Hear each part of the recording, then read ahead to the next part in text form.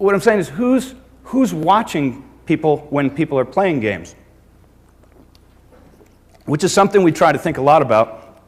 And I think as time goes on, more and more of us are going to have to. Which is how does the game appeal to...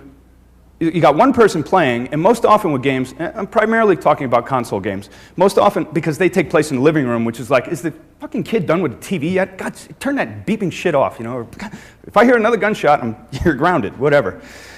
But when the people are watching games, you have the opportunity to sell more games to get more people sort of passively participating. Here was an example where this really clicked for me, and this was before I started actually building games.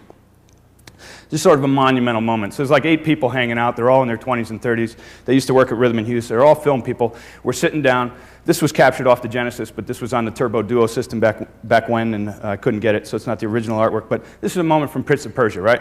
So the people are all hanging out, and they're like, hey, no, jump, dude, no, go up. You know, like they're telling them, go, run, go over here. And there's 8 people, and they're all doing this stuff, and they're all watching. They're going, no, jump, don't fall. And then they're all like, oh! Now, granted, they were all on drugs, and they were all sort of pumped up. But this, like, caused 8 people to just be like, oh! You know, and I just couldn't believe that. I was like, wow, that's amazing. 8 of us who weren't playing the game were active participants in one person's playing the game. And we had played, like, 12 games before that the same night, and no one really gave a shit until this guy fell down and got spikes through his brain.